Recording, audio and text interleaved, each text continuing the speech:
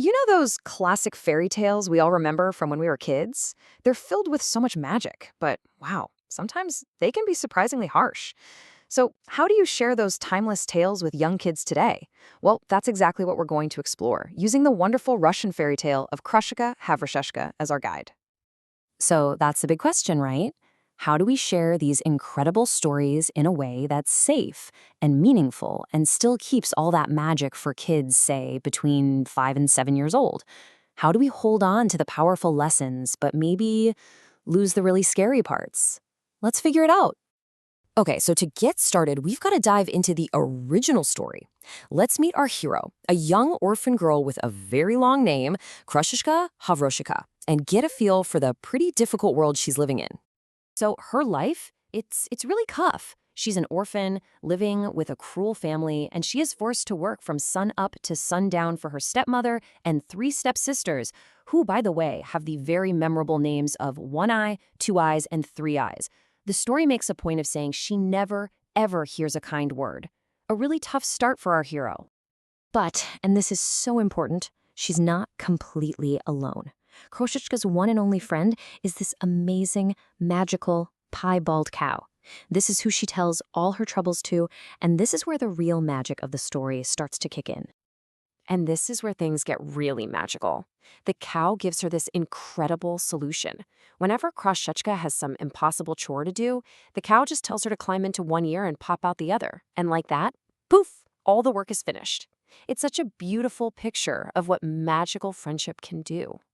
Well, you know how these stories go. The cruel stepmother starts getting suspicious. I mean, how is this little girl getting all this impossible work done? So she sends her daughters out to spy on her, one by one, over 3 days. First one eye, then two eyes, and you guessed it, finally 3 eyes. So each day, Kroshechka sings this sweet little lullaby to make the spying sisters fall asleep.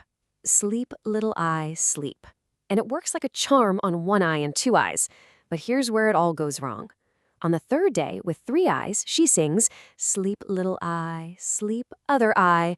But she totally forgets about the third one. That last eye stays wide open, and it sees everything. The secret is out. And this right here is where we hit the story's toughest part. This is the moment where we, as modern storytellers trying to reach a young audience, have a really crucial choice to make. In the original story, the stepmother is absolutely furious. Her reaction is just swift and brutal. She orders her husband to kill the magical cow.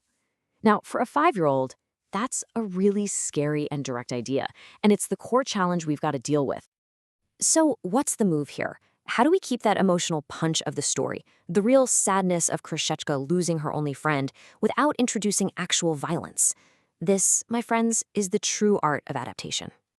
Okay, so let's look at this side by side. The original command is just harsh, but in our adaptation, the consequence is separation, not something worse. The cow has to leave to be safe. See the difference? Kroshechka still feels that deep, profound loss, but it's a sad goodbye, not something violent. It's a feeling a kid can actually process without being terrified. So, even though the cow is gone, her love and her magic are still there. And the source of that continuing magic also gets transformed, from something pretty grim into something truly beautiful. Just look at this swap. In the original version, the cow tells her to bury her bones, which is a powerful image for sure, but also very dark.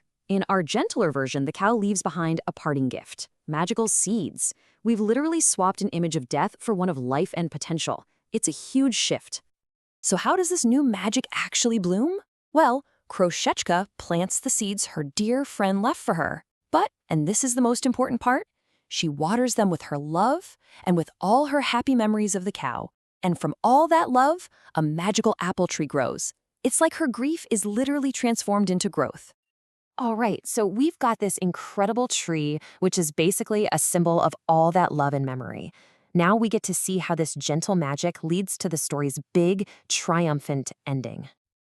And let me tell you, this is not just any old apple tree. It has the juiciest apples, golden leaves, and silver branches.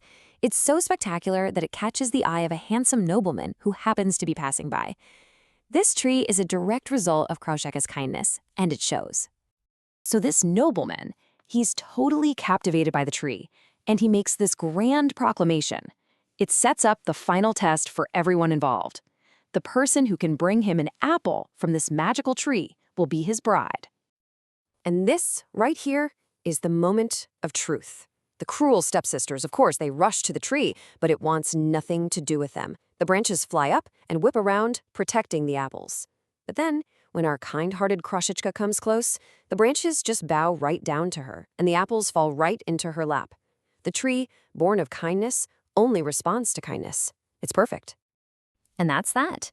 Krochka gives the nobleman the apple. He stays true to his word, and she marries him, finally getting to leave her cruel family behind and start a happy life where her kindness is actually celebrated. You really can't ask for a better fairy tale ending. So, when you step back and look at what we've just done, what is it really? Well, it's called storytelling adaptation. It's this beautiful art of tweaking a story's details to fit a new audience, all while making sure you keep its core message and emotional truth perfectly intact. And this is the big takeaway, you guys. We changed the scary parts, the method, but we kept the meaning. Krochka still suffers a loss, she still finds magic through love, and her kindness is still the thing that saves her in the end. We've managed to protect young hearts without losing any of the story's power. So that kind of leaves me with one last question, just for you. Think about the classic stories that you absolutely love, the ones with those powerful lessons, but maybe some sharp edges. By thinking about them and adapting them, you can share their magic safely. So, what story will you retell?